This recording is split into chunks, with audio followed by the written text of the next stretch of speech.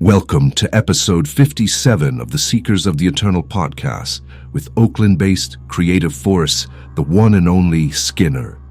Known for his wild, psyche-scrambling monster paintings, immersive installations, sculptures, animations, and collaborations spanning everything from major brands to underground creative movements.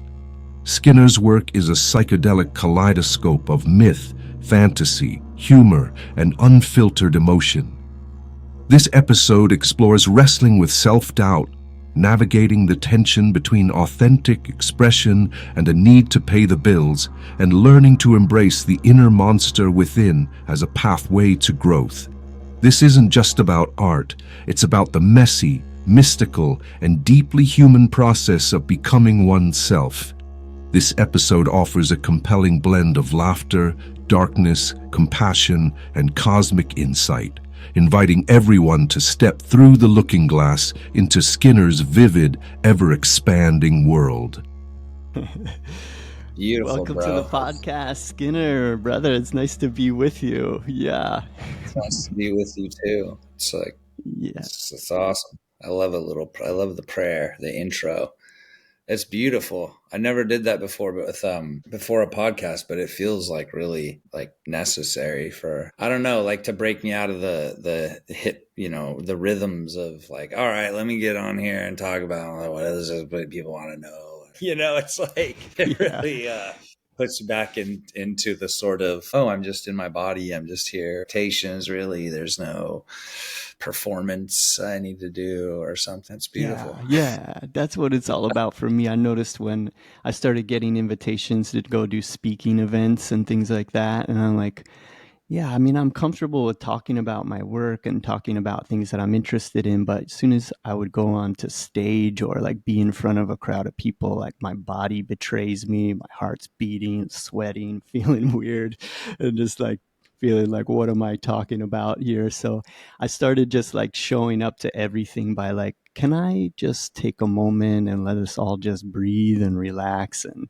because it helps to just be able to be more myself whenever I show up to something like that, and to take a moment and just invite, because I know us as artists, we're looking to channel something. I'm not looking to have this just garbage come out of my brain or regurgitate things. I want something else to come through. So yeah, I'm happy that that resonated with you as well, to open like that. Yeah. I think that's what's incredible for taking breaths and meditating and just being like in this place. It kind of makes me feel like I'm like a little kid again in a way, connecting. And there's something about when I'm listening to somebody talk and I can tell that they're comfortable with just the moment, whatever's happening, and they're kind of on the trip that it's all happening, that it reminds me that I could also be there too. Because like throughout my life, I've just been a like extremely anxious, anticipatory, people pleaser type performative person. And it's such a struggle to go against that survival technique to just be like, okay, I'm just here. It's okay. We're all happening. I think like thinking about that, you like doing some speaking, when you're doing speaking and you're having anxiety, is it that you feel like you won't do do well, or you won't be interesting to people, or is it like that you're feeling like an expectation or something that you're putting on yourself? I think maybe it's like I'm worried that I won't properly uh, I won't properly represent myself in a way that I'll be proud of. It won't come through. Maybe like the things that I'm trying to say, maybe nobody will get it, or it won't come through in the best way possible. So I want to show up in a way where I'm like, okay, I know that I need to relax in order to get into something deeper. So if my brain is going and my body is betraying me with all this anxiety and the feelings, then I won't be able to properly convey ideas and things in a deeper way like I want to. Yeah, like feeling more calm in the in the moment of not anticipating people, knowing what you're like are they gonna get it? Are people gonna understand? And then just being like, well, they're not gonna understand if I keep thinking about them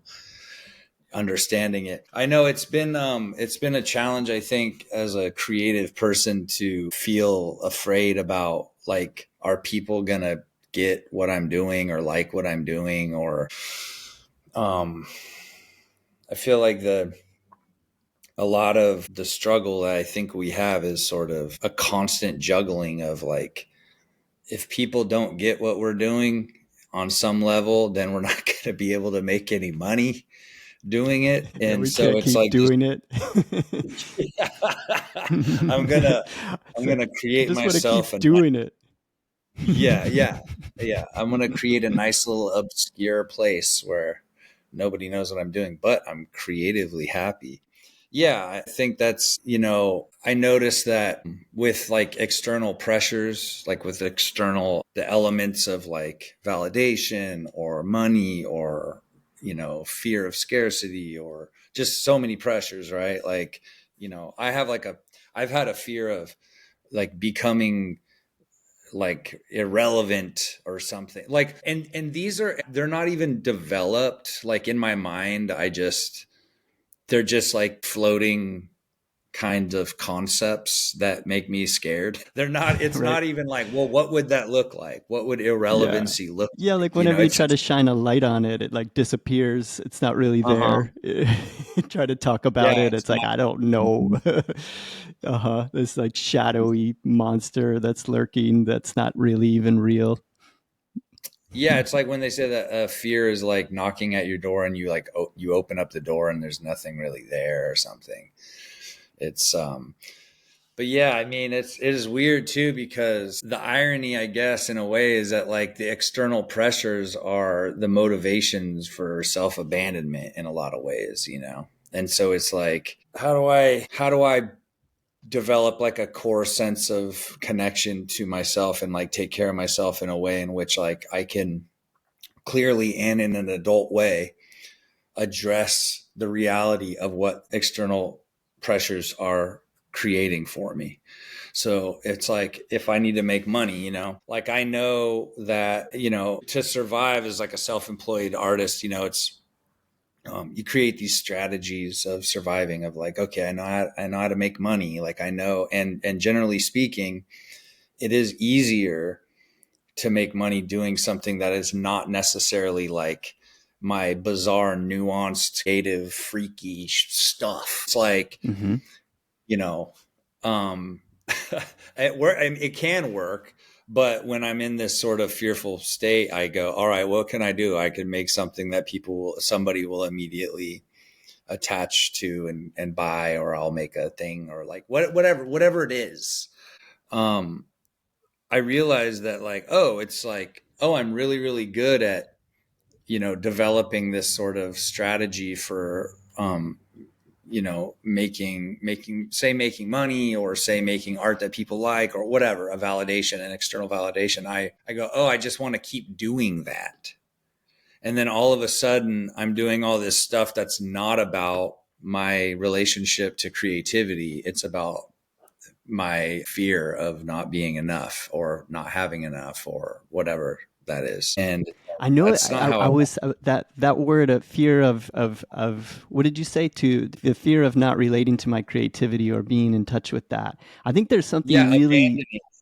abandoning that. Yeah, there's something that's coming through us that wants to happen, that wants to use our bodies as vessels, and we want to show up for it and be prepared to like let that come through. It's like, I like to think about life like a video game a lot of times. It's like, okay, the monsters, the villains, the video game nemesis, it's like all those things that like life situations, clients, got to pay your bills, got, these things to take care of. How do you keep staying on course? Like that's the mission. Like, okay, Skinner, you as an artist playing this video game, it's to stay the course, do what you feel is the thing that you are being called to do without getting distracted, still paying your bills, still having a wife that loves you, still having Yeah. friends, all those kind of things. I think a lot of times, I've been saying to myself, it's cool because it's hard. People like Yeah. it because it's hard. They think what we're doing is interesting because, like, how are you doing that in this world where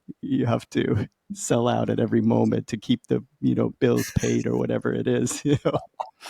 Yeah, it's the struggle is the spice of life, but it's like, you know, I mean, so much of it is that an artist, like anybody who is fostering their creativity or like their relationship to that, giving themselves the time and the energy and the space to, develop their relationship to their creativity, and they're just, it's like emptying our mind and being excited about what is possible, and like, the territory of what our abilities are, and we want to expand it and stuff. But we live in this structure, cultural, social, political structure that is like, that wants to actually snuff that out.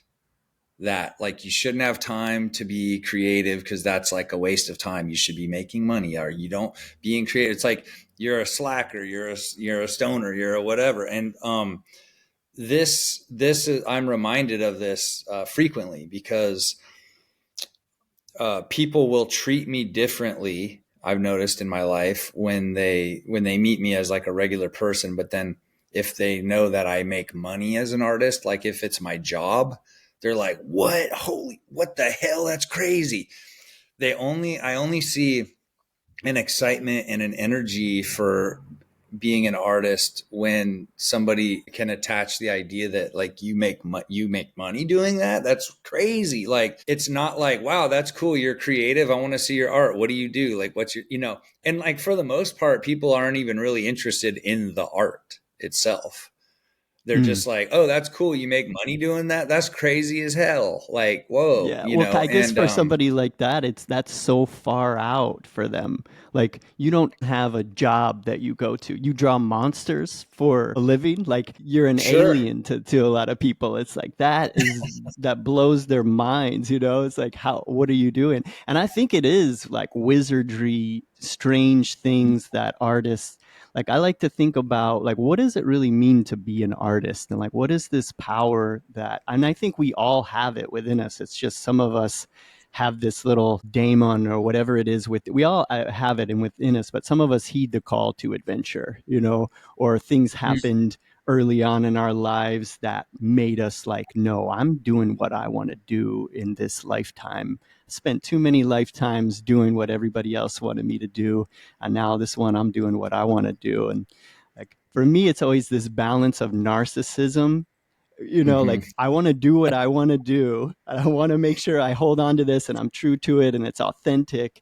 But then at the same time, not like piss everybody else off or be like a narcissistic artist. Like, I actually want to bring good things into the world and make the world a better place.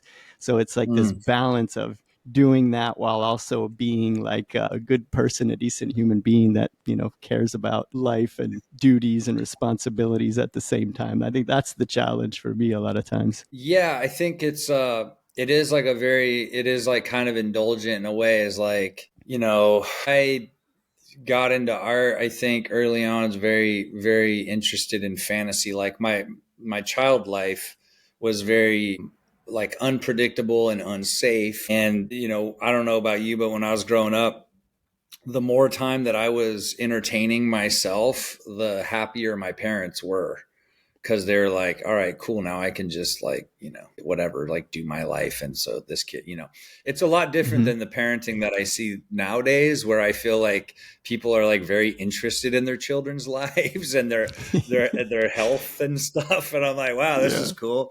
But a I different just went time. deep. Yeah.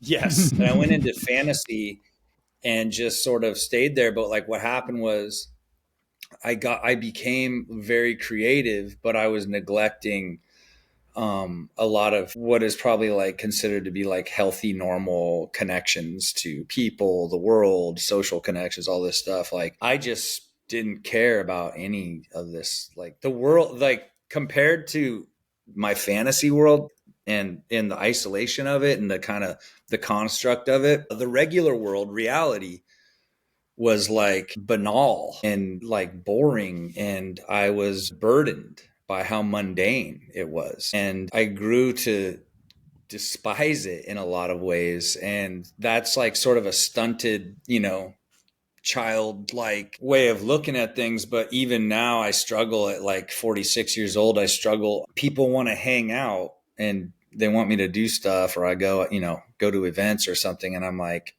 I could do that, or I could just be creative.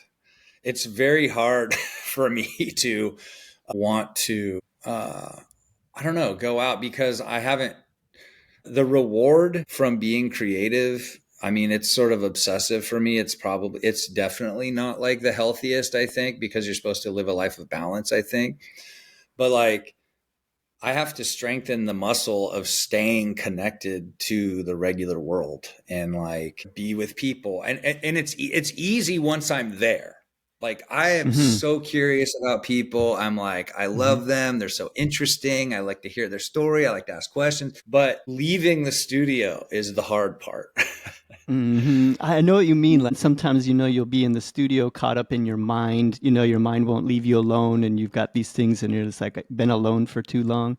And then you go out and get around other people, and it's like, wow, like that part that's been tormenting me is gone. And now I'm just like hanging out. I'm listening to somebody else talk, and it's like I started noticing that. It was like, because I'm similar in that way. I used to be a lot more like that, where it was just I wanted to be by myself. I wanted to be in my own world. And I felt like I was wasting time a lot of times if I wasn't doing that.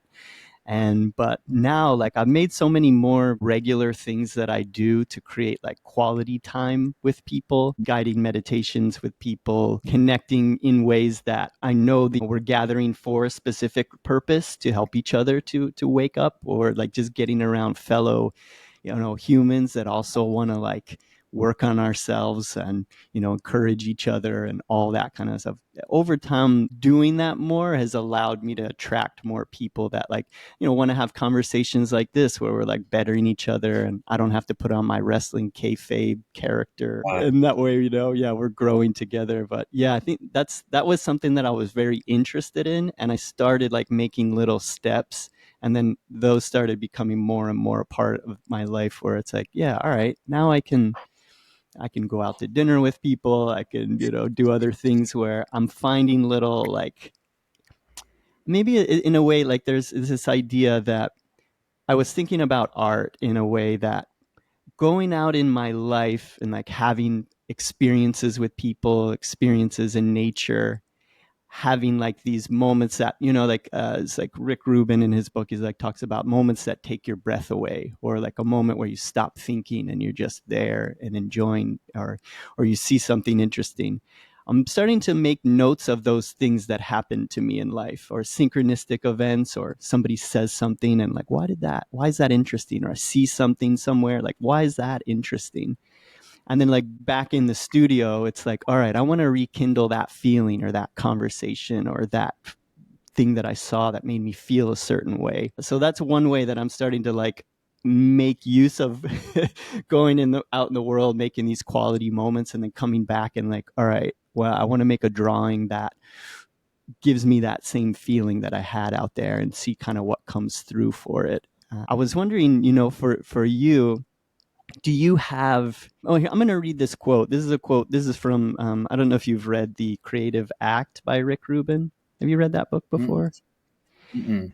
He's writing a book where, I mean, Rick Rubin, the producer that produced like Slayer and Beastie Boys and Jay-Z, he wrote a book that sounds like he's like a swami from India talking about art and creativity. And it's like Mm. really like one to one with a lot of my spiritual teachers. He's talking about in the same way. He's talking about how our artwork should be an offering to God, And I'm like, oh, this is really interesting. So I made note of one of his quotes here that I think that would be kind of fun maybe to throw into the mix. Mm. And he says, the act of creation is an attempt to enter a mysterious realm, a longing to transcend. What we create allows us to share glimpses of an inner landscape, one that is beyond understanding. Art is a portal to the unseen world. And I'm just like, wow, Okay. like are there, I guess the question for you, do you have conscious rituals or things that you do to open that portal into the unseen world? Do you have a daily routine? Are there ways to get into that place where you're flowing with your work?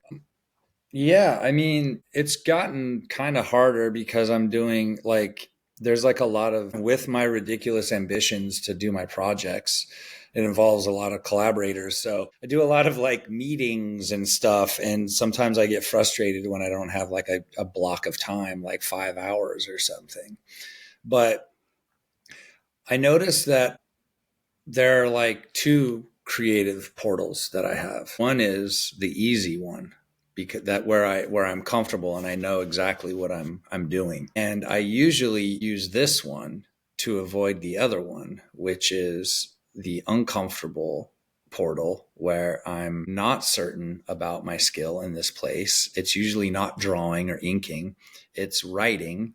It's it's illustrating like a world building. And what I notice is the world building part has more to do with a bigger thing, like more than just me, because all the characters and the beings that I'm writing about are like aspects of things I feel about myself or I feel about other people or I see or morals or themes, but it's bigger and I feel responsible to give them the breath and the life that they deserve. And I don't feel like my skill is there. So I'm like avoidant of it. And so when I'm feeling like, oh, just sit there, I write these stories for my comics and my ideas and stuff, but they're totally like autobiographical, but I try to make them as real as possible. Even though they're fantastical horror, it's like they're connected to spirituality, psychology, suffering. They're like little mythologies. And that is where I have to like put myself in the uncomfortable position of not knowing what I'm doing and being like, okay, let me try this. Let me write this out, write this down, write all this stuff, and there's a lot of like discovery and coming up with things and all this stuff. And when you put yourself in this position of not knowing and feeling afraid to look stupid or like you don't, like I don't know what I'm doing, so much is actually gained from that place because that's where we're supposed to be going as people in the discomfort of the mystery. And I notice that it starts to gnaw at me in my body and my mind when I'm avoiding that part. I know that I'm avoiding it and it's like a secret that I don't tell people. Like, everybody's like, wow, you're drawing good. That looks good. Cool demon, Mm-hmm. man, or like, wow, okay. And I'm like, okay, thanks. And it feels like a distraction for people, but really nobody knows and it's not for them. And this is like an old tactic I did when I was little, which is like hide who I really am from the world and perform and just like be the person that I think that other people want me to be while totally neglecting myself. And like, this is like the basis of most things I think are totally corrupt about our social contracts that we make with each other is to be authentic and to look stupid and to be afraid and to not know and to not be cool and all this stuff is like maybe the most important thing that we could do for ourselves, but also it's the way in which I feel like the world does get healed because nobody's like, when that happens, people aren't pretending. And so what I find with like Rick Rubin is like, I like the idea. It's like, yeah, it's all mystery, and I feel like there's a lot of stuff about spiritually understanding things that sometimes I feel like misses some of the very material realities of like what our lives are. I feel like people are like, hey, touch God, be a part of God, be a part of the higher power. And what I've realized is that through my suffering, I was so disconnected from the universe and so disconnected from God because I hadn't been introduced to the idea that I was loved, that I would make myself the higher power by trying to control things to survive, or I would make somebody else the higher power by putting my worth in their hands. And so when I try to understand the spiritual lessons of creativity, it all comes back to like, what parts of myself am I denying? What parts of myself is God not recognizing themselves or whatever? And so as much as like, and I'm speaking very frankly about this stuff in a spiritual way because in order to heal, and I never really talk about, I just feel like this is a good place for me to sort of It's a safe place for break. this kind of conversation, Yeah, you know. to talk And I about want to this. say too, like I feel all that from you by looking at your work and seeing what you're doing with the writing and the story building and the stop motion, all of this, the stories that you tell, and also in the rare times where you're adding some text to your work to clue us in on what this is, because it's what the art is about, but then also what it's really about to you, like Right. what is this really about? And I know I heard you were on Chet Zar's podcast, and you brought up, and at an early age you were really interested in mythology, and how you were Mm, even at that early age were able to see that this isn't just a story, this is like archetypes for different ways of being in the world, and you can look at them and get, okay, if I act this way, this is going to be my fate, or the hero acts this way and this happens. So I thought that was really interesting that so early, like you were picking up on like the deeper metaphor hidden within just stories where people just read stories. Oh, that's great. Like, I feel like you're someone, when you read mythology, you really enjoy the metaphors and looking into like how to that it pertains to your life. Is that how you kind of see things? yeah, it is. It's like, I mean, you can see I think what mythology kind of has provided is, and I see like TV shows this way too, like The Sopranos or Mm-hmm. whatever. Like, you can see the mythology, you can see the journey taking place, and there's subtext all the time.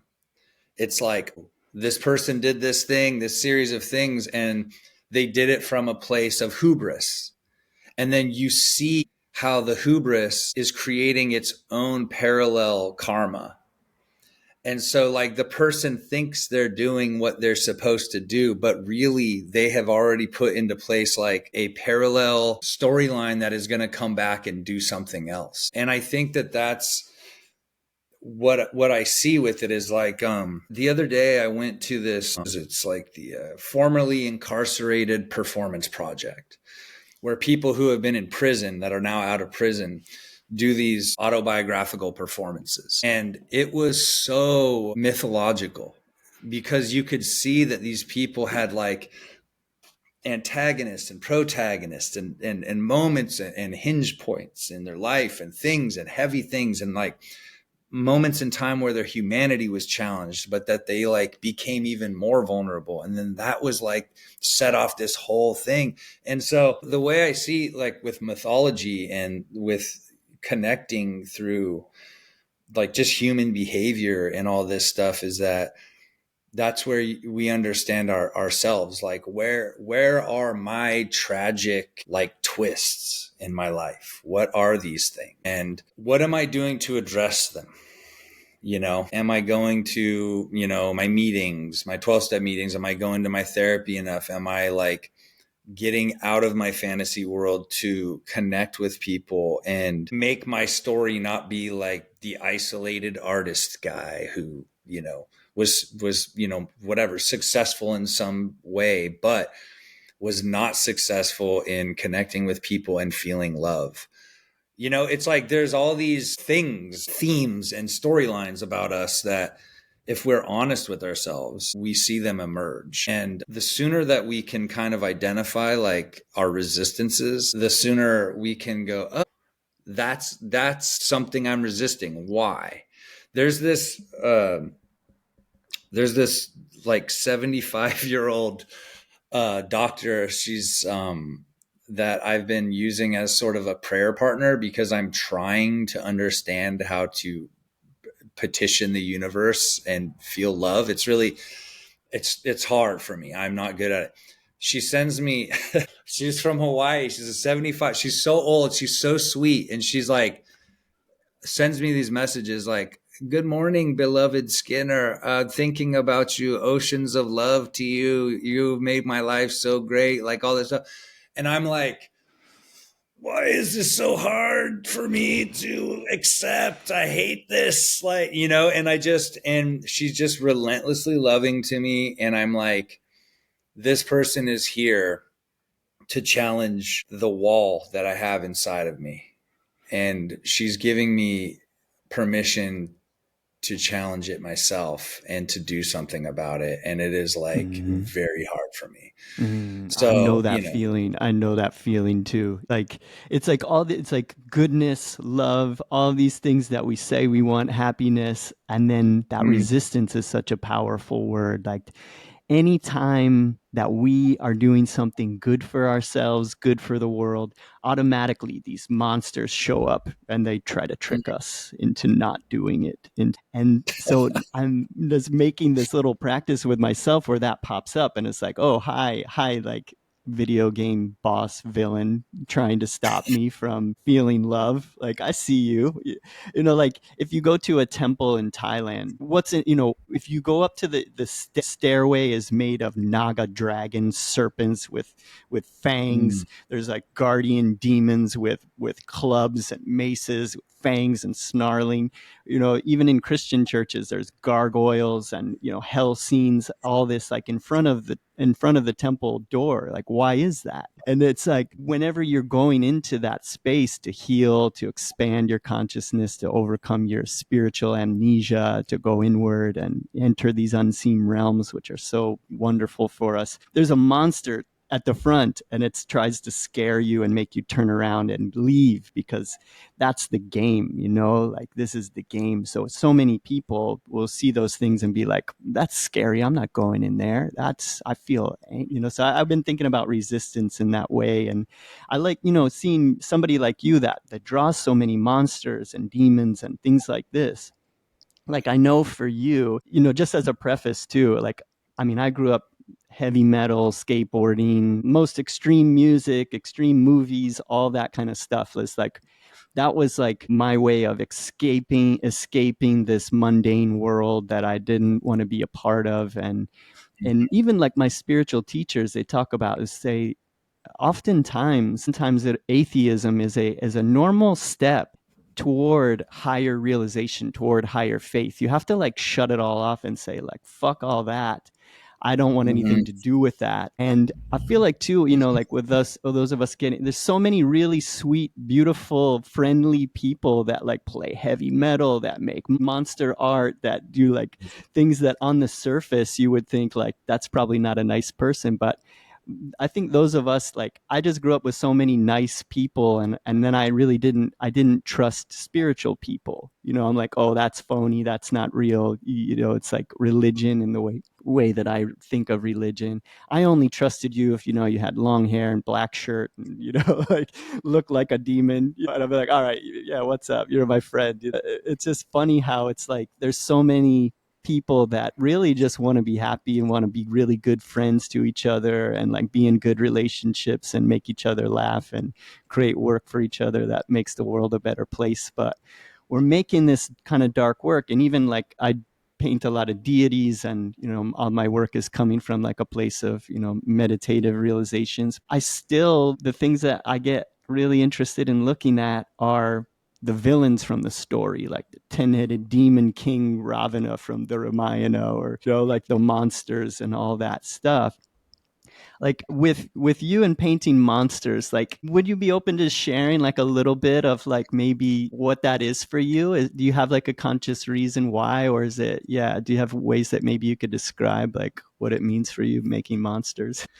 Yeah, I mean, well, I mean, it's got a couple of things. Is like one of them is that I'm sort of digesting trauma, and my therapist said you're kind of like a turkey vulture, where you see a turkey vulture eating this, disgusting, corpse on the side of the road, but really what they're doing is they're metabolizing this thing so that like it becomes something else. It's like transformative, and that like for me, I'm kind of trying to metabolize my confusion about why I have existed with so much confusion and shame about when I was little. And I basically like took on the idea that if I was a better child or a better person, that my dad wouldn't be violent and angry, my mom wouldn't be angry and sad, my everything, and so I basically was doing this like projection slash internal, relation thing, like where I'm like, oh, I'm kind of a little monster. I kind of love monsters. I like them.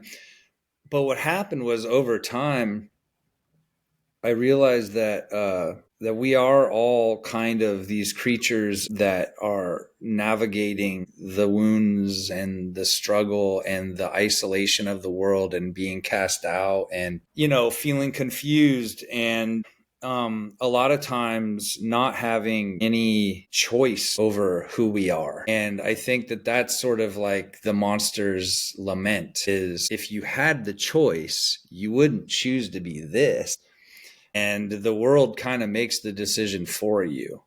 And so you either kind of have the grace to be like a creature and be a monster and be sad, or be, feel ugly, but continue to not hold other people accountable for your ugliness and to navigate your darkness and your monster like existence without trying to get the world to hold it for you. And to me, that's sort of like the beauty of what a creature and what a monster could be. That's what I like about Guillermo del Toro's perspective on monsters, which is that they're like saints, and they're saints that we can apply our isolation, our misanthropic feelings, our suicidal ideations, our existential disconnect, our sadness, and our shame onto. I think when I was growing up, I was used to have these daydreams and these feelings that I would hope that like a monster or a creature or an alien or a spaceship or something would take me away from my life, because I hated my life and I felt unseen and unknown there. And I felt like maybe if a monster came and got me, or an alien did, or a vampire bit me or something, I could be free to be myself. So that's kind of why I do it. Also, people for some reason like them, so I just keep drawing them. No, that's awesome, man. Thank you for sharing that and deeply into it, because that's what I get from it. Like I was thinking, like as I look at your art, it's like compassion for the monster, compassion Mm. for the person. Like even you have this tendency of just seeing people that commit awful things in the world, but I'm just like I feel sorry for them because of like how off you are to be able to live your life where you just don't care about other people, or you have this ability just to numb yourself. It's like that existence must be awful. So like I sort of get accused of always like kind of having sympathy for the devil. Just like Well, I know that's an but earlier version of me. I will say this though, is that like those are creatures, those are people and monsters that are not recognizing that their darkness is theirs to hold, that it's Mm-hmm. theirs to navigate. They're trying to get the world to hold it. Like when people, like, I feel like the nature of our world's problems is like, it all comes from disconnect. It's a fear of other person. It's like, phobia and xenophobia, transphobia, homophobia, fear of other people. But instead of people owning it and being like, my fear is for me to navigate, they make their fear the world's problem. And now we have to deal with it with all these like evil ass laws and like all this weird shit, you know, and then all it does is perpetuate suffering. They're doubling, tripling, quadrupling the suffering by not navigating their own uncertainty about what their feelings even mean. And it's disappointing. Yeah, And I it's think it's having like compassion. mythological. You know, like mythologically in that way, like those monsters that show up in the stories, it's like they're all doing the same thing, like completely, rather than, you know, like this inward battle. Like that's why I like say like the Bhagavad Gita, some of these stories that are like this Yeah. battle scene and all of these things. It's really about an inner battle that, say, with the hero in the story, Arjuna, it's it's about like, and going back to some of the things that you said when you were younger, you know, we create this armor for ourselves, or these parts of ourselves that are hard and ward off, you know, attackers. And then as we get older, those things are no longer serving us but like holding us back. And so like in the story of the Bhagavad Gita, like Arjuna, he now must like take out his bow and destroy all of these former allies that have now turned against him. And in the stories too, like we get like in the story of the Ramayana, you have the most evil, the most demon of all time, 10-headed. He's terrorizing the three worlds. No gods, no demons, nobody can stop him. And if you go back in that story, like his origin story, Ravana was actually Vishnu's gatekeeper, one of the most high beings that was always right next to Vishnu, which is just a symbol of the preservation of the universe, of just pure love and preservation. And he met the gatekeeper one day. Someone comes to the gate. This powerful sage comes to the gate and wants to go inside. And so the two gatekeepers that are there are brothers, and they say, well, Vishnu said that nobody is allowed inside. We can't let him come inside. And the brother says, no, we must use our intellect, because if we say no, he will curse us, and he can curse us and we never know what's going to happen. And the brother says, no, we're not going to let them in, and not going to let him in. And then immediately the sage curses them both. And that's the beginning of the story, is that these high beings so close to full awakening in the lifetime get turned into these demons that now have to live life as the worst, most viable creatures on the planet. And so that's how the Ramayana story begins. And they play out like almost like actors in a movie, like being the worst demonic, like, you know, no awareness, no introspection, doing all this terrible stuff. And all the way at the end of the story, the most vile monster, you know, is talking to Rama, who is like God incarnate, the great hero of the story, and saying, Rama, don't you remember? I did all of this for love. I did it all just to be back with you. You have forgotten. And at the end of the story, the demon wakes up the hero and just says, remember, I did this for you. I did this for love. And that's how they both transcend back into oneness. Whoa, Mm. that's beautiful. You know, do you know about Indra's net? I've heard of that. I would love to hear some more about it. So I think that that's the Indra's net. I always think about this whenever I'm experiencing something hard and meeting somebody who's difficult. Indra's net I think, is Hindu religion. It's the idea that the entire universe is made up of this massive net. And so, but at the net where it connects, and that's, you know, nets, you know, connect all over the place, right? At each corner of the net, there's a jewel there, like a reflective jewel. And so each jewel is perpetually reflecting the next jewel, which is reflecting the next jewel. So it's like eternal connected hallucination. It's just this long, you know, everything is connected. And I always think, wow, this is like, you know, I'm connecting with this jewel, and it's kind of difficult. What am I being difficult? How am I?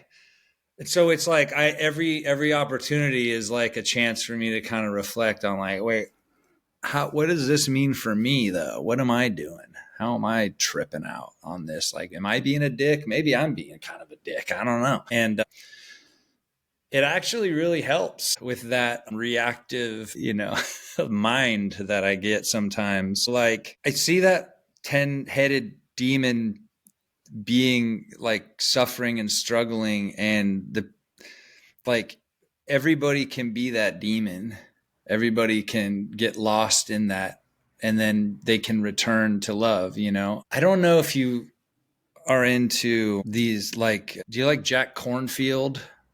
Mm-hmm. Do you know Jack Cornfield? He was like Ram Doss's buddy. But there's Mm-hmm. also Susan Salzberg. She had this quote. I remember she said that, like, when we lose connection to our peaceful, loving, spiritual self, and we get kind of caught up in the drama and the pageantry of all this shit, she said, don't hold it against yourself, because the healing is in the return to that. And so I always remember the healing is in the return to being peaceful and loving, and that, like, everybody goes to the demon world sometimes. You just got to go easy when you come back. Be like, hey, I'm back, everybody. Yeah, true. And don't beat yourself up for going there all along. That's a big thing that was such a liberating thing for me to learn, was that.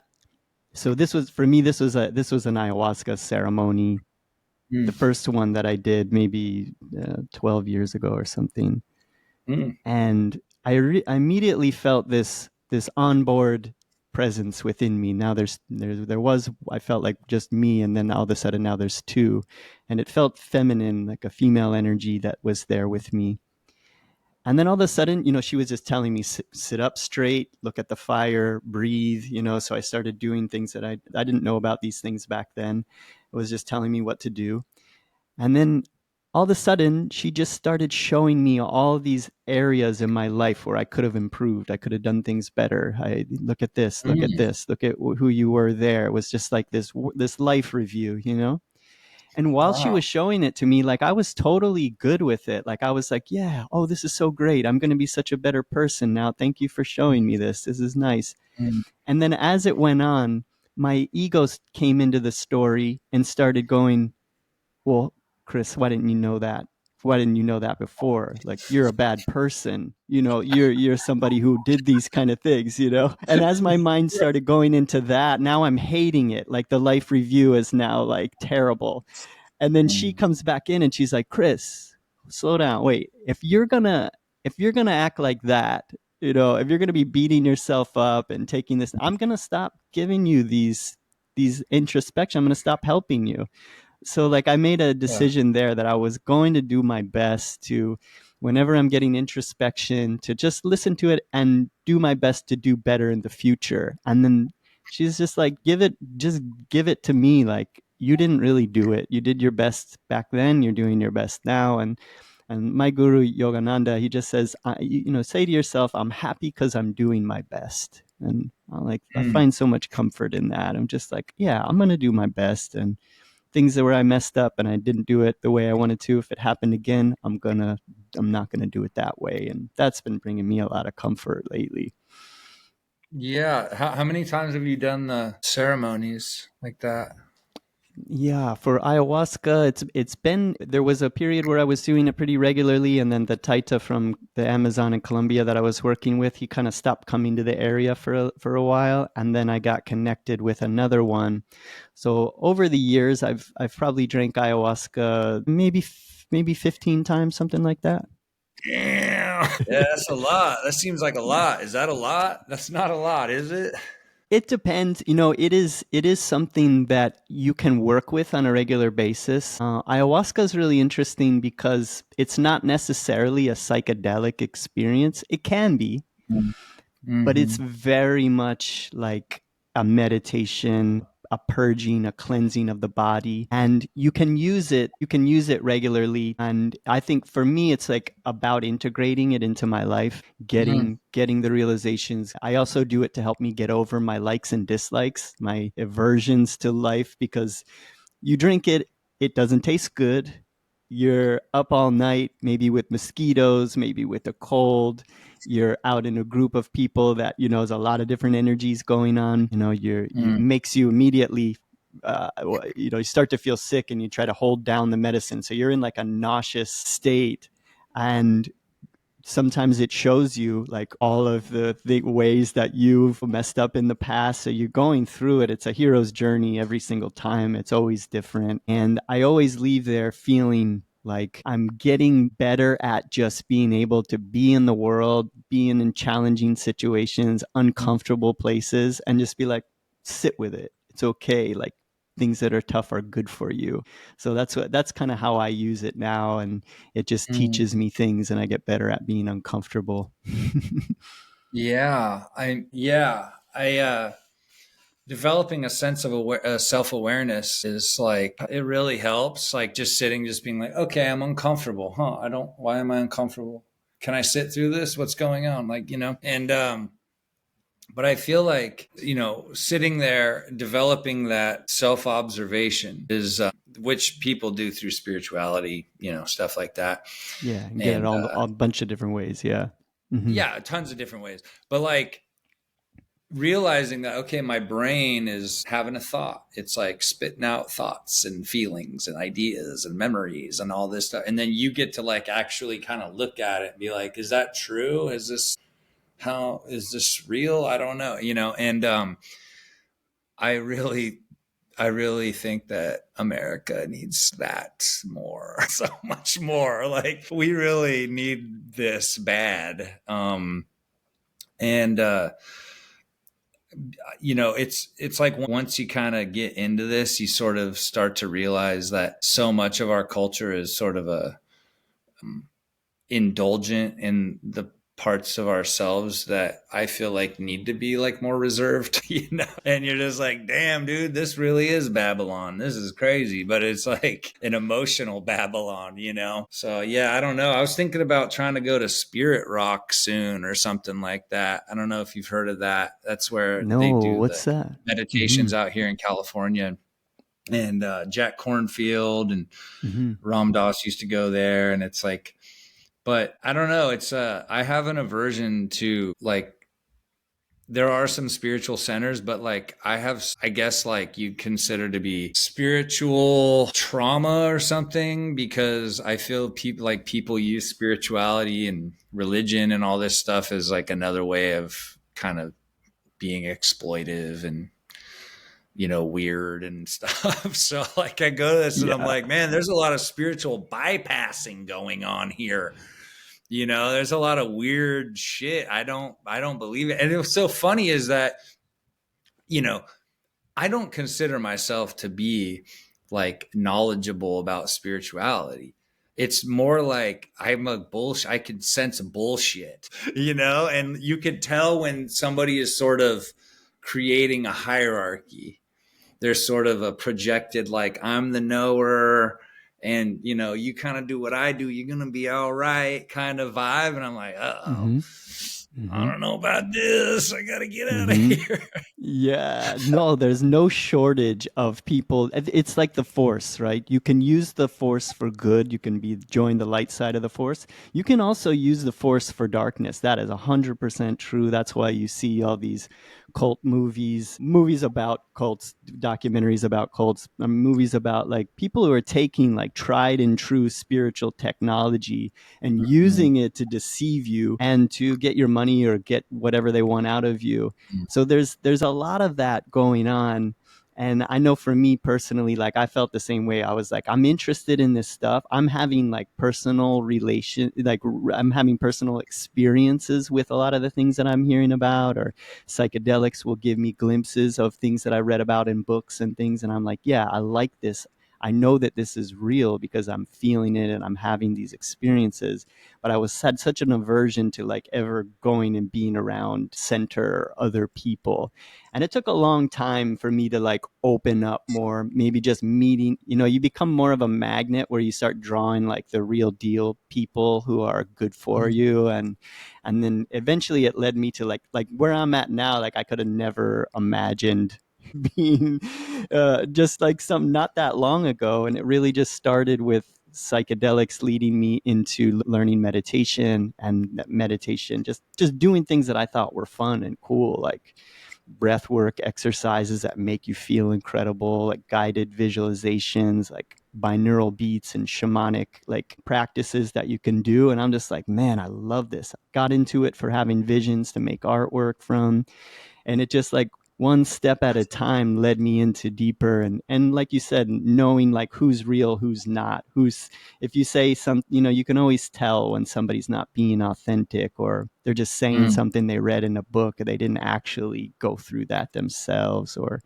like I like being around people who have been through some really hard times or helped other Mm. people through really hard things, seeing the depths of the darkness and like come out of that.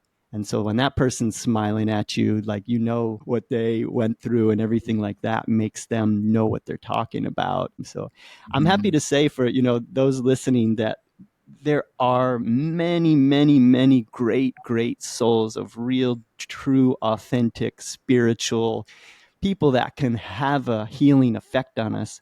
But the things that we get shown are mostly the negative, the charlatans, all of that. So that's also Mhm. like a barrier, Yeah, it's not immediately in your all mind. Jim Jones. It's not all charlatans. Yeah, I know. I think that like there's something, and I know that, and I'm kind of biased because I did experience a lot of I really, once I saw some violence and like extreme kind of like shocking things when I was little, I kind of just folded in on myself. And I was just like, okay, like I'm going to be hyper vigilant for the rest of my life and I'm going to die of a heart attack at like 30 or something. And I had no idea, but that was the only way I could survive. Over time, though, what I realized is that there's a humility that I see with spiritual people who have gone through a lot of suffering, a lot of just big struggle, and had to come to terms with them as like the imperfect beings they are, and that the suffering itself kind of creates this grace. And I when people expose that part of themselves and share it and share their journey of like, this is what happened, and then this is where I realized that my whole entire perspective about the way I engaged with the universe was working against me. And it was working against everybody that I was responsible for in my life. And there's something about that where I go, okay, cool. I like you. I'm with you. But it's that, what is it? The truth will set you free, but at first it's going to piss you off. And it's like, that's Uh-huh. what it is. It's like having to stop and look and be like, dude, what the fuck am I doing? Like, why am I doing this? I had a funny moment a couple of weeks ago. I was driving and I was like fully getting ready to road rage at somebody and be like, hey, what the fuck? And I was like, what am I doing? Like, why am I? And like, I talked to my wife, Christy, she was next to me. I was like, oh my God, what's going on? She's like, I don't know. And I was like, I don't even know. I don't even have to be anywhere. Like, that was crazy. Like, why am I getting all wound up? And she's like, I don't know. Why are you getting all wound up? And I was like, because I want to control how fast I get somewhere. And I want to be in charge of reality. And she's Mm-hmm. like, yes. And I was like, I'm not in charge of reality. And whenever I think I'm in charge, I suffer and I get mad. And I just go, okay, cool. That felt good. Moving through it. And like, that was, that's very quick now, but it takes like years of like, having these moments where I'm like, well, they should have moved and they should have been faster. But, it's like, it's all them, right? Well, when the problem is the other people, there's no solution. And, that's kind of the return, the key return. And, to me, that's like a spiritual, I mean, it doesn't sound like it, but that to me is like a spiritual lesson. And Yeah, my I spirit, think for a lot of people that go on like this path of starting to develop inner awareness, that the thing in traffic is always the first time where you realize like, oh, maybe this is working, when you stop doing that. When you stop yelling, you're about to yell at somebody, flick them off, get into a fight with them on the side of the road, and you stop yourself and you're like, huh, that's cool, Mm. or you almost stopped yourself and you apologize, Yeah. like with such big progress. Like it's like you said, it sounds simple, but like try doing it. Try not reacting to someone when they do something like belligerent to you. And but that's like the good way. That's a good way to practice. And also like just maybe somebody hearing this podcast and they heard you say that. Now they're, maybe they're driving right now and somebody just cut them off and they're like, maybe I'm going to try that. Maybe I'm going to try not yelling, because all I'm doing is like really ruining my day and my wife's day. And like I'm making a weird energy here that's like totally not necessary. Mm. It's not helping anybody. Yeah. Being in the flow of things too. Like I noticed, whenever I don't resist things, like somebody, if I go to I remember I went to a club one time, and I think I was in New York, and the door guy is like, let me see your ID. And I was all, okay. And I gave him my ID, and he immediately softened as soon as I was all right, sure, here you go. And he's like, all right, where are you from? And I was like, California. He's like, oh man, he's like, that's why you're nice. Like, you're not giving me no problems, like whatever. And like, I could just see this guy was immediately open. And, it's like when somebody gives you this bad vibe or whatever, you have a opportunity to kind of reverse the current or something. And it's Mm-hmm. like jujitsu or what, I don't know, whatever that martial art is where you change the flow. I Judo, don't know, tai chi, yeah, judo, whatever. I was judoing judo these flip. I judo flip. Yeah. And yeah, I remember one time, and this might be a lot of my experiences are like this on the East Coast, but there's this guy, he was homeless, and he's like, hey, let me have $1, and I was like, all right, here you go. And then this guy walking by is like, hey man, you give that guy a fucking dollar, and every day he's gonna be asking for money. You're fucking keeping it going. This guy, he's a beggar. He's a what? And I was like, man, I'm sorry. You're right. I shouldn't have. And he's like, and he immediately changed. He's like, shit, man, I'm sorry I yelled at you. I shouldn't have said that. Like, what? And it was just like immediately. And I was like, it's okay. I was like, I just see he's just having a hard time. He's like, he is having a hard time. I'm sorry, man. And it was like, the dude crumbled. Yes. And I was laughing. I was like, it's okay, man. That's awesome, man. That is now what I like to do. Like I got that Mm-hmm. too from like being a small guy in like difficult, like crazy situations. Play like if you used to want to go to metal shows, you have to go to the worst place in the world, to this club where it's just full of all these characters and grimy people that want to fight you. And back in my day, it was like Nazis show up. I got so used to getting myself out of getting punched in the face, where you realize that you can alchemize somebody's energy by just doing the opposite of what they think you're going to do, just being friendly to them and nice to them. I have like vivid memories of somebody about to punch me and I just say something, and then 2 minutes later he's buying me a drink. Like, it's like Judo flip, it's dog. so fun. Yeah. Judo flipping. Yeah, I know. Going to metal shows and all this stuff is just like, it's also navigating a lot of like male insecurity and stuff like that, and everybody wants an opportunity to feel good, and because they don't know how to do that for themselves and stuff, but it is interesting in the metal scene. It's very obvious who's like a sweetie pie and who's sort of just like a asshole. Mm-hmm. And because one is into it because they love it, it's a form of expression or whatever, and then somebody else is into it because it's like a way that they can kind of channel their nihilism or their alienation or whatever, and yeah, over the years I can't listen to dudes like just screaming anymore with anger, and like I'm just kind of like, come on, man, like let's move past this. And I like Yeah. soulful kind of, I don't know, like Judas Priest, Rob Halford singing.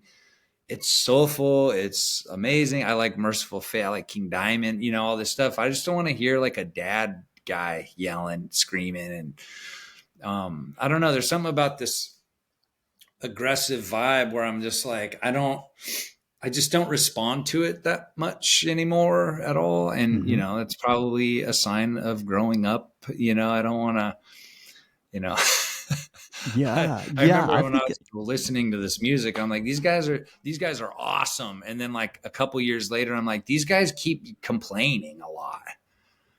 And like, they're just talking about how much their life sucks. Like, I can't, I don't, I don't like that. yeah, it's creating that like energy and environment for us so we didn't notice when we were younger. It's like, well, I'm just pumping into my head somebody complaining and yelling like they're in their car and somebody cut them off, you know?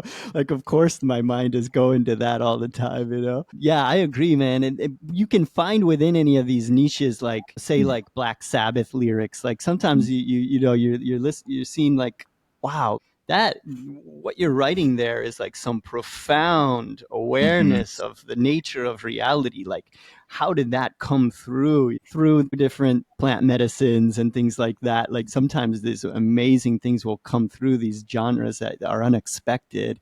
But yeah, I agree with you now. It's like music is a vibration. I'm a vibrating energy pattern. I want to put things in there that are really helping to foster me to become the person that I want to be, rather than just sinking down to like the guy in the bar who's gonna punch me in the face, you know. Yeah. Yeah. I Hmm. have I have a funny little story talking about punching in the face. I went to a Marilyn Manson concert in 1998, I think. And I don't know, it's just Las Vegas or something. I don't know. Anyway, and we had taken some acid Wow. I know. I was like already a bad scene, right? And I was with Yeah. my friends, and I remember, and I was sitting there, and I was like watching this all happen, and I was like, "Whoa, this is crazy!" And I like looked in front of me, and there was this guy, and he had chapstick, and he was just like putting chapstick around on his lips like over and over again, and I was just like, what the fuck? Because of course, like, it's already weird, right? But then you see this and you're like, this is insane, this is truly insane if you're high on acid. And so he like looks over, and there's like a girl next to him, and like just blonde, kind of a, just a, a Las Vegas kind of fun lady, whatever, I don't know, like. And he like looks at her, and he like kind of shows her the chapstick, and then she like takes the chapstick and like puts it on her lips, and now I'm like, and they don't, and I'm like, I could tell they don't know each other. So I'm like I'm losing my mind. I'm like, this is insane. And then he goes, oh, okay, and he like starts putting it back on his lips again. And I'm like, dude, I'm cooked. My brain is insanely cooked. And he like turns, and he looks at me, and he like puts the chapstick up to me to see if I want it. And I just go like this. And I know my face is like the most craziest demon face. Like, yeah, and I'm like this. And then he like pulls the chapstick back, and he goes, are you the guy who's gonna punch me out tonight?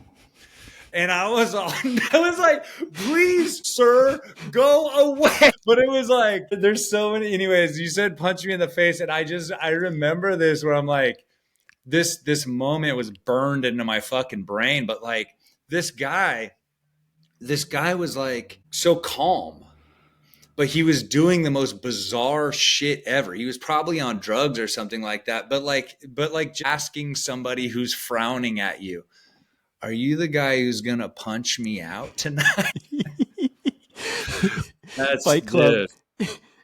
You know what's funny is too is like, first, that whole scene probably like didn't even happen. Like, I'm just like I believe hallucinating. that. I believe that totally happened. Like, there's a place in Florida where there's like a place called Ybor City where all like the bars and concerts and everything, and it was just it's where all the characters come out, and there was always like these different people that you knew. Like that would be like Chapstick guy or whatever. Like there was another guy we called the Shoe Licker. There Shoe was this licker. guy called the Dude, Shoe I don't want to see Licker. shoe licker tonight. Yeah, like he would start talking to you and be like, "Those are some nice shoes," and like pretend like he wants to talk to you about shoes, and then before you know it, he's got your shoe and he's licking your shoe. So No. there's those people out there like that guy probably goes around getting, he wants to have other people's lips on his chapstick. So that's a totally, I could see that Yeah. happening. Well, I feel like this kind of bizarre thing happens to me sometimes. Like it's like a nightmarish Curb Your Enthusiasm or something. It's just like the worst. Everything is just so horrible. Like another example of this happening. Something happening to me as I was like 11 years old, and this is truly bizarre. But I was 11 years old. I was drinking a little soda. And I was at it was like a antiques thing in where I lived in Auburn in this small town, and we're in Old Town Auburn and all this stuff. And I was sitting there and, I looked down on the ground and there was a ketchup packet and the ketchup packet was on the ground and there's tons of people around me, and this woman's legs, she had shorts on or whatever. Anyway, so I'm sitting there like drinking my soda, looking at the ketchup packet and thinking, if somebody steps on that ketchup packet, it's going to spray on her legs and she's going to blame me for it. And then a dude immediately walking through steps on it. It sprays on her legs. And then she looks up and she's all, "Why did you do that to me?" And I was like, "I didn't do it." And she's all, "Yes, you did." And I was like, "Oh my God." And I had this she was mad at me. Everybody's yelling at me, right? "You little piece of shit," whatever. But I couldn't even pay attention to them because I was just like, how the fuck did that just happen? Like, did I make that happen? Is he showing me this? What is this? Like, how did that even happen?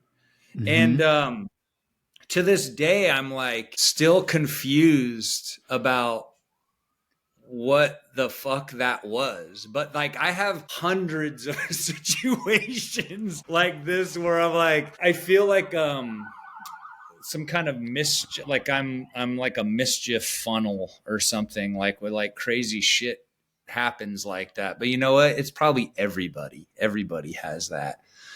Like Curb Your Enthusiasm. That one's really cool. Like when you're younger, to have that, because it's like, okay, you're getting that's sort of getting clicked on for you. I mean, it could turn into madness and get you locked up in an insane asylum. Like, but you're still here with us. I was going to lose my mind because nobody would believe me. And it happened and nobody believed me. And I was like, no, I was sitting here looking at the ketchup packet thinking that somebody's going to step on it. It's going to spray on her leg and she's going to get mad at me. And a dude fucking did it. And because he was like, he was trucking. He was walking by fast. But he's gone. And everybody's like, "Sure, kid. How is it possible you didn't do it?" Yeah. Yeah. It makes me think about synchronicities. Like you're thinking something and all of a sudden in the outside world that comes, you're thinking something in your head, or you just said something and now on the radio that same word is said. These things are happening like all the time. That one was so clear to you and got just dug into your brain that, wow, like what is this? So I think it just makes me think, just as an outsider hearing it, it's like at a young age, that hidden hand, that higher self that's always trying to get our attention, give us situations, etched that into your brain, that there's something more than meets the eye going on in this physical universe. Like, how did I just see that in my mind and now all of a sudden that happened in front of me? A lot of times when that happens to somebody and then they start seeing all the synchronicity, all of them that happen, they go crazy. There's a book by an author named Dr. Kirby Surprise, of all names. But he wrote a book. He wrote a book called Synchronicity. Kirby Surprise. How is that your name? But the book is amazing. Like he is actually a psychologist that works with people who synchronicities turn on for them. It turns into paranoid schizophrenia, that sort of like people think that everything is a conspiracy, everybody's out to get them and all that kind of stuff. And Right, he would right, work with right. people with this deep like trouble. But I know, from reading that book, you get a sense of like how easy that could happen to any one of us, because all you're doing is starting to pay attention to like actually how the universe works. Like that Indra's net, like everything is connected to the other thing. Mhm. My thoughts are connected to the real. Every thought, every word, every action that I'm doing is like a game engine that is making the game that I'm playing. There's a guy named Rizwan Virk. He talks about karma like a game engine. So it's like all of these things that we're doing are connected to the outside world. And if we start paying attention, we start to notice. But that one is a really obvious one I could see happening when you were younger to turn that on for you. Yeah. Maybe my lack of self-esteem saved me from thinking that this is like the Truman Show or something. You Yeah. know what I mean? Yeah, Because I'm yeah, just yeah, like, yeah. It's all I about don't, me. I, I don't matter at all. So there's no reason God would be doing this for me. It's like that saved me from going nuts. And I think that like that with conspiracies, it's interesting because there's like the flip side of, like maybe something is conspiring on our behalf. It's like a perspective. It's like, oh, things in my life are hard, so I'm going to hyper fixate on how hard they are. And then instead of look at the patterns and the way in which I'm living my life, the shadow parts of myself I'm not acknowledging, I'm going to blame everything else, and I'm going to look for patterns and have cognitive bias and be like, this is why. And it's all this stuff, instead of just being like, actually, maybe there's a lot of moments in my life that I could be focusing on, which are conspiracies on my behalf. I mean, I think about it. It's like I was in a car accident. I had brain damage when I was 17. It could have been so much worse. I could have been totally paralyzed. I could have been dead or whatever. Mm-hmm. The fact that like, even though I feel like a lot of my art career has been predicated on fear and a need to be validated, it has still somehow been maintained and is still viable. Like, even though I'm like, okay, that's not why I'm doing it anymore. I'm trying to do it to enjoy my life or whatever and be, as honest as possible. I just think that like the conspiracy stuff is wild because it's like a form of trying to control the way we feel in regards to external forces, and just be like, yes, there are bad things. There are totally true conspiracies. There's a lot of stuff that's true or not. But what does it do for you to trip out on that shit? Like what Mm-hmm. part of yourself have you arrested because you are now laying your motivation to live your life or change your life or do anything at the steps of this theory that you have? And I've seen that a lot where I'm like, it's hard to connect to somebody who is like kind of like not there so much, because so much of who they are as a person is in the hands of a theory. And I'm like, how do I connect to you when you don't take any accountability for anything, but somehow this like shadowy theory is in control of shit? I don't know. It's hard. Mm-hmm. And Mm-hmm. I don't know. That's another form of spiritual bypassing, I suppose. Yeah, I went through a period of that. It was like a long time. It's like I have compassion for people that get stuck in that Mm-hmm. stuff, because like for me it started out as interest in ancient cultures and aliens and anomalies and mysteries of the universe. And I was just like, wow, there's so many things to learn about, to know about. I love getting into all these different things. And, and then this is like at the very beginning of podcasts. So it's like hearing the first, Oh yeah. it's time that I listen to, like, I don't listen to Joe Rogan anymore, but I listen to like the JRE #1, and it was like, Yeah. it was initially, that's what it was. Yeah, like just cool stuff that, I want to like learn about and draw things and make stuff and just have a sense of these kind of things in shamanic cultures around the world. It went from there to like, okay, you learn about that and then you learn about this other person and you learn about this and you go on this kind of like rabbit hole. And then before you know it, like you get into this space where you're just hearing about these conspiracies and you're just like wanting to know the true nature of reality. You're wanting to be privy to information that other people may not know about, so you can share it with them. And before you know it, like nobody wants to talk to you because everything everything that you see in life is like, oh, it's this conspiracy about this. And like, yeah, I had to like, thank God my wife was telling me like, Chris, you're really like nobody wants to hear about that shit. Let me ask you, so was it difficult to hear from her like, hey, so nobody wants to talk about Bigfoot's crystal empire and, trans and like portals of, or like, yeah. Was it hard? Like, how did that hit you? That must have... So my wife is like a surgeon's knife. Like she's always like super honest with me and always tells me how it is, like all along. So yes, wow. Like it would lead to like me fighting back and like, but I'm explaining myself or talking about the realities of this or the facts or the evidence behind it and those kind of things. And it's like, eventually you just realize like, I got into this for a good reason. Like I got into it because I was curious and I wanted to learn and I wanted to have knowledge. And now like it's a dark thing. Like I realized like I'm not feeling good. The people that I'm listening to like aren't healthy. And yeah. being a Libra, like I like balance. So one of the things that really got me out of it, I mean, like my wife would tell me, but like I still was stuck. It's going to take more than that, right? You got to burn your own hand in order to change, really. So like what happened with me is that I started just, okay, I'm listening to this person who has this perspective.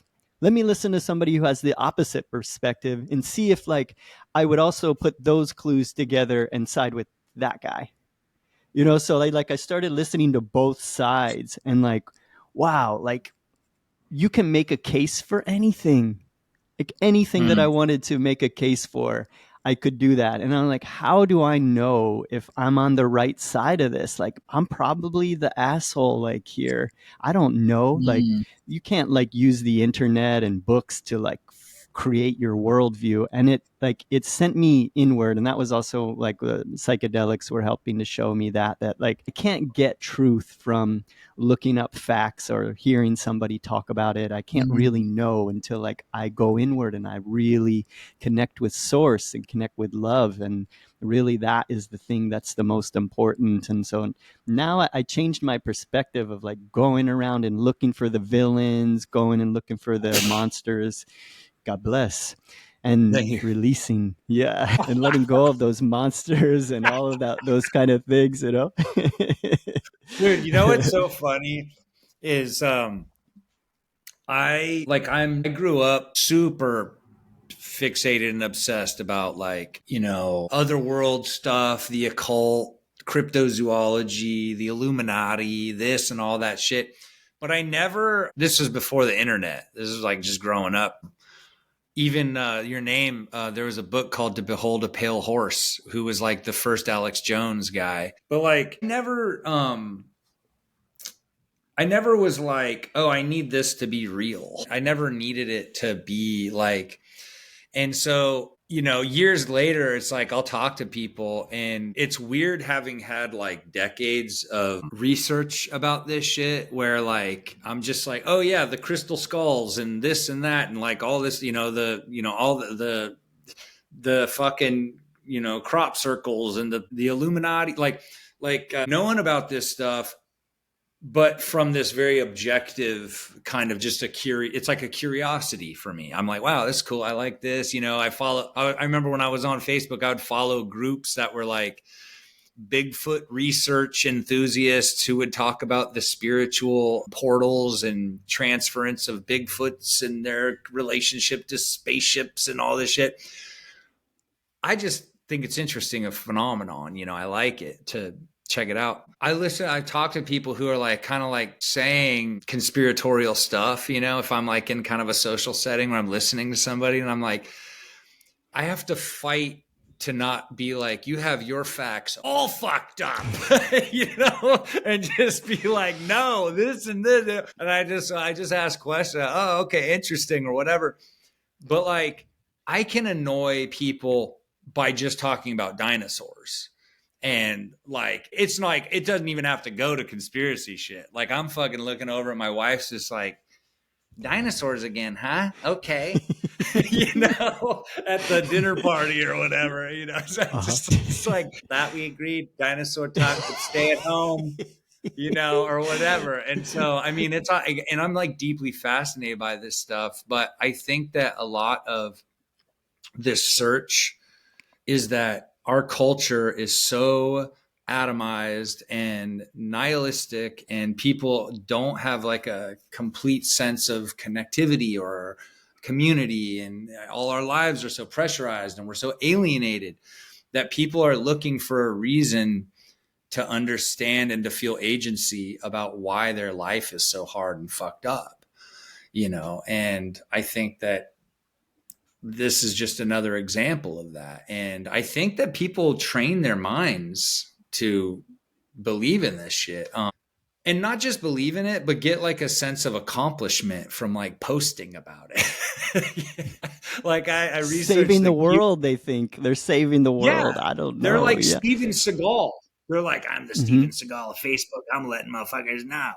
And so I think that, that like when I was during the pandemic, I was listening to a podcast called QAnon Anonymous, which was like basically a podcast that would just talk about, it was just examining the QAnon conspiracy and like all this stuff, whatever. And the one thing I realized about all of it was that like people are trying to feel like they're doing something and that they're making the world better and that they're fighting the bad guys and that they're participating in something. And I just felt so bad. Like people's lives are really like empty and it's addictive. It's like on a chemical level. It's like, dopamine, like another drop, like another little nugget of information, like, oh, we got to do something, and this is a problem. You're just amplifying your negativity. Like it's almost like you have this pain within you and now you're giving it to everybody else. Like I just got to the point where I just told myself, like, I'm going to stop looking for bad news and bad people. I'm going to start looking for good things and good people doing good things. And I was like, there's so much of it. Wow. Look at all the good things and share some good things, Yeah. I just made a film called The Print in the Woods. My friend acted in it and designed the monster and stuff, but my friend Luke Krieger wrote it and directed it. But it's basically about like a doctor, a professor guy who does cryptozoology, who's like a guy that would be on the Joe Rogan podcast. And so I got to be that. I got to be this character. And he's writing these books about hunting cryptids in the woods and all this stuff. And then the story revolves around a guy who gets his books and gets like really obsessed and goes crazy. And then, I'll leave the ending to you, but he's doing his own research, I love that. I saw that on your Instagram. That's awesome. I love that kind of thing. Like, I also have a soft spot in my heart for pro wrestling. And like pro wrestling like allows you to do that. It's like, okay, I'm going to be this heel character, this bad guy to show you that like this is what a bad guy does. This is what, this is what happens to the bad guy when the bad guy keeps doing things like this, So it's like this way to tell stories. So to me, that was almost like, yeah, you could see like that as like a wrestling character. And then all of a sudden, like the good guy, they end up in the ring together, this long story where, he actually helps them to become, a better human being at the end or something like that. But I love those kind of character Definitely. stories.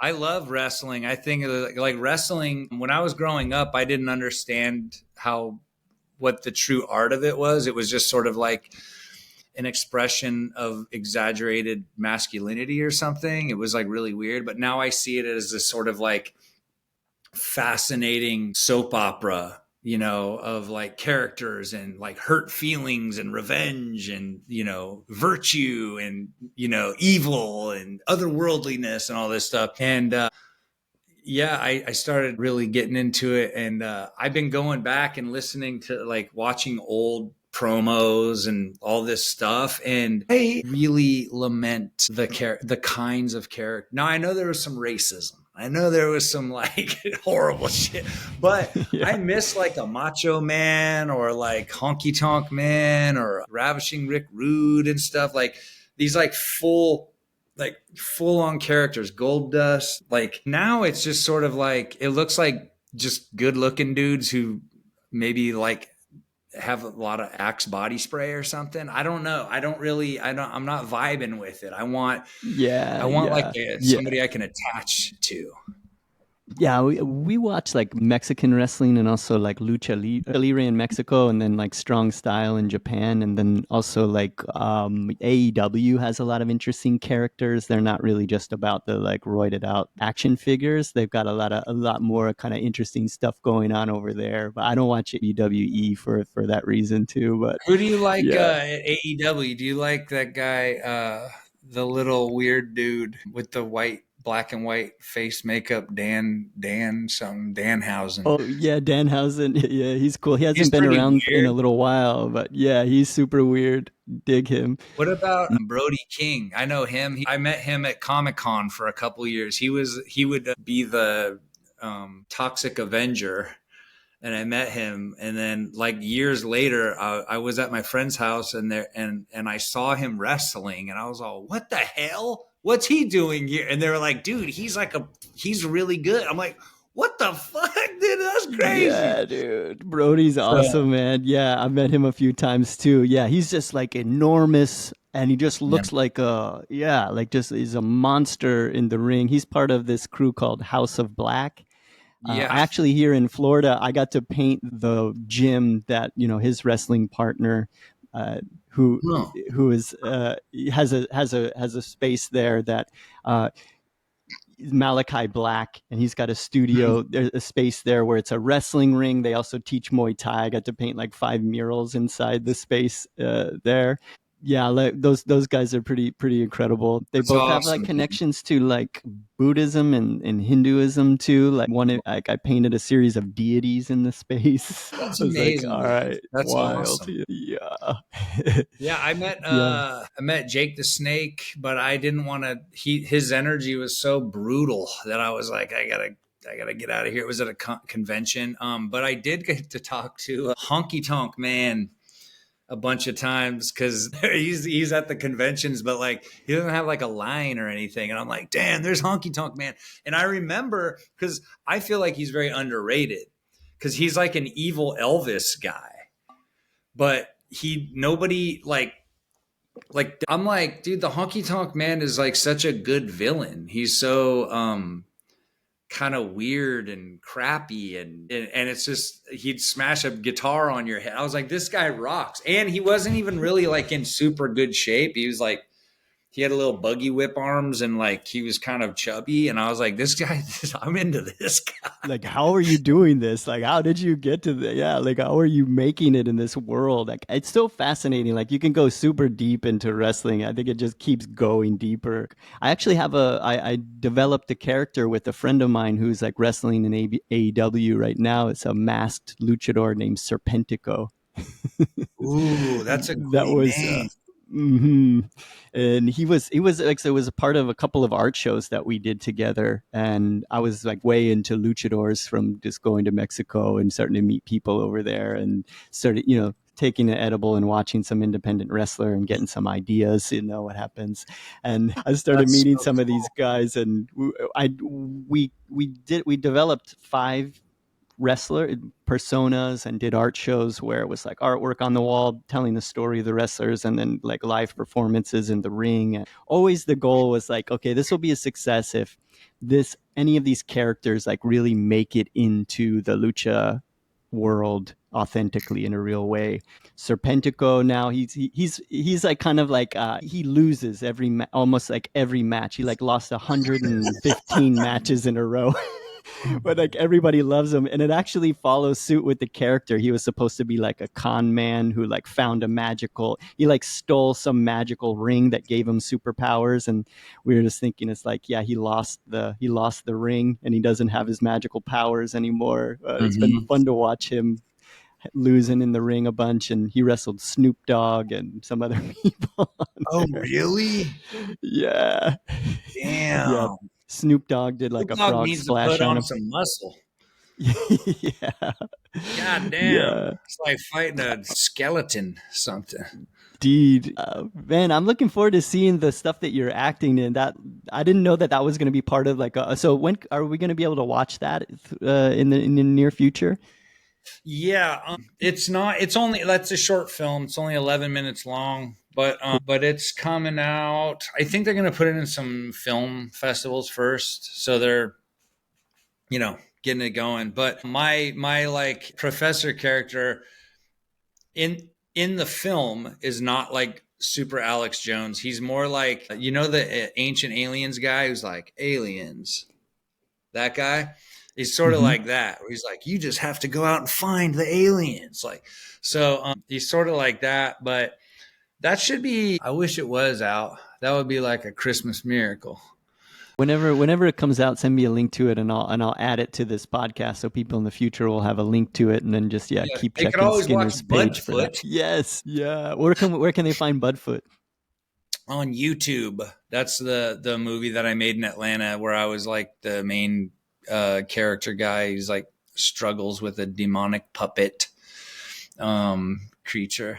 But yeah, no, this year I think I'm gonna have like I can't say what it is, but I get to be like a demon in a film or a show, like a series coming out in 2025 that is very exciting to me. I'm pumped to do that. Oh But yeah, besides that, Shrine of Abominations, the stop motion film, that is looks getting amazing, edited. It dude. should be done in a couple months and totally finally finished. It's taken years. And then Congratulations on the that. game I made, Realm Runners, is coming. We're finalizing the rule book. It's all done, and then it's getting made. So that'll be March. That'll be coming, and then Cool. Yeah, we got one of those ordered. Can't wait to get one of those.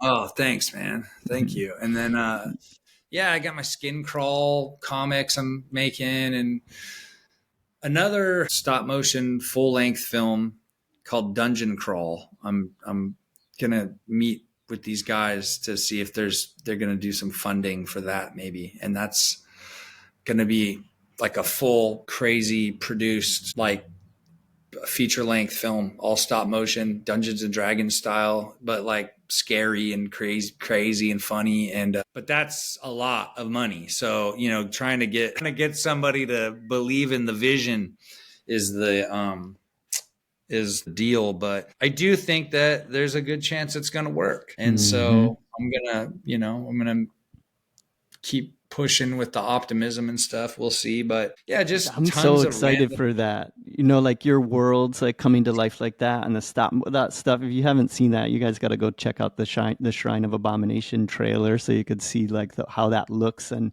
also seeing like I love seeing like the behind the scenes that you're like actually building all of the parts to it, Yeah. all the worlds. Like it's awesome. I think so many people want to see stuff like that right now, Mm. you know, like really, like it's just really cool. And being able to like also like hear some of the backstory on, you know, why you're making these things and getting a sense of like who you are. It's not just for the gore, it's not just for the monsters, like Yeah. you're telling these stories, you know. And I love that, man. I think that's gonna work. And I know you were 6 years working on this movie of like how much it Mhm. takes to pull that off, and all the energy that you've been putting into that over the years, and ready to do your next one. Like it's gonna Mhm. work for sure. Yeah, you're doing We'll good work. see. I mean, in the meantime, though, I'm doing tons of illustrations and trying to, making money doing little like magic cards and like whatever I could do, where I just get to Mm-hmm. like do that indulgent kind of inking and illustrating. And to me, I still remember waking up and going to getting ready for a job that I didn't really want to go do. So I have gratitude every morning. I wake up in my bed and I'm like, oh my God, I get to just like make coffee and then go do my strange art. And like, this is a miracle. I'm so grateful. It's crazy. It's, like, it's truly crazy. Like, I can't, dude, before we even were online, I was researching in this old Dungeons and Dragons monster compendium. I'm just sitting here in my studio flipping through images to see like what I will do for like this project. I'm like, this is the dream. This is my dream. It is the Mm-hmm. dream I had when I was on the back of a school bus when I was like 13, Mm-hmm. So Yeah, you're following that muse, and that muse will take care of you as long as you continue to follow it, man. yeah. It's so important. Like I do that with myself too. Of like, if the thoughts are going negative, it's like turn it around and just like I get to make art like for a living. Like I'm just stay here in my house and get to make things. Like man, like why Mhm. am I complaining, or what is my problem? You know, just Yeah. that a little bit of appreciation is like yeah, and then also that appreciation feeds and makes the art good. Like if Mhm. I'm like down on myself, like I'm actually ruining the art. Like I in my mind, like the game that I'm playing is like, all right, I want to get myself into a place where I'm enjoying putting these lines down, enjoying being with this subject matter. And then I Mhm. know that somebody, if I'm doing that, somebody will look at it and feel good from looking at it. Like I'm just trying to feel Mhm. good and make art. And I think that's just the rules that I have for myself. If I'm not feeling that, then do something and make yourself feel good. It's really, we can feel good on command with breath work, with taking a little Mhm. time and going inward and working on ourselves. And the more we uplift ourselves, the more we uplift the whole world. And we don't have to go out Mhm. and control everything and make it the way we want to, because we feel good inside. And that's really what matters. Yeah, absolutely it does. Yeah. Don't be Yeah. cooking, don't cook food for people when you have a bad vibe or you're angry. That you're giving them bad, angry food. That's it. That's a perfect analogy for it. Yeah, the mom puts love in the food. You could taste it or whatever. You Yeah. know? Yeah. Don't Mm-hmm. give me no rotten eggs. Don't give me Yeah. no rotten, Beautiful. don't give me no rotten food. That's Yeah. awesome. Yeah, That's man. cool. Well, thank you so much for joining me here. I've had a blast talking with you. I'm so glad we got to sit down and do this together and hear Mhm. more about your monsters. And I'm looking forward to seeing these worlds come to life and Uh-huh. diving more deeply into it, because I can feel that's what you're doing. I think a lot of us know that's what's happening. There's so much more to it than just, you know, drawing these pictures. I know you've got so much more going on inwardly that you're expressing and you're bringing to life. Yeah, thanks for giving us insights on all that, for sharing honestly. Yeah, is It's there my anything that pleasure. you want to share before we end? At the end I always like to read a little bit from my spiritual teacher Yogananda, just something I flip through and find at the end and share that. But if there's anything else that you want to leave with people before we end. Oh no, I just just do your best to protect your spirit and your emotions from the things you can't control, because they're going to exist if, they're going to exist regardless of how you feel about them. So, it's just like worrying about stuff doesn't change the outcome of anything. It just makes you feel sad and weird inside. So, go easy. Love that. Yeah, that's awesome. Thank you, brother. All right, we'll leave you all with this. Mhm. This is from Yogananda. The book is how to face life's challenges. I just picked this morning thinking it might pertain to our conversation in some way. Let's see. Okay, he says, since through the law of attraction, I have drawn unto me whatever conditions I am now confronted with, I will impersonally look my situation over, and if I find things that I do not like, I shall change my thoughts, and thus change the conditions. Henceforth, I shall watch my thoughts and be careful what kinds of things I attract. Whatever conditions confront me, I know that they represent my next step in unfoldment. I welcome all tests, no matter how trying, because I know that within me is the intelligence to understand and the power to overcome. I am willing to learn the lesson each experience would teach, and I am thankful for the strength and understanding which the overcoming of each trial develops. Om. Ashe. Namaste. Namaste, friends. Thank you, brother. Absolutely. We'll see you guys all again next time. Thanks for joining Skinner and myself, Palehorse, at the Seekers of the Eternal podcast. See you next time. Welcome, weary traveler. As was foretold, the realms of the infinite multiverses are now in shambles. The time gods have meddled with time and reality itself, entangling each and every universe, including yours, into a reality-bending patchwork nightmare. They have become so powerful, their only adversary is boredom. They've turned the universe itself into a twisted game. Now pay close attention. The fate of your reality is at stake. One brave soul from each realm has been chosen to be its savior. Lose this game, and not only will you perish, but so will everyone and everything you've ever known. You must traverse the treacherous realms of the multiverse, including lands full of repugnant slime and ooze, a world ravaged and overtaken by an unstoppable techno-virus, and even a realm full of lost spirits that thrive once more.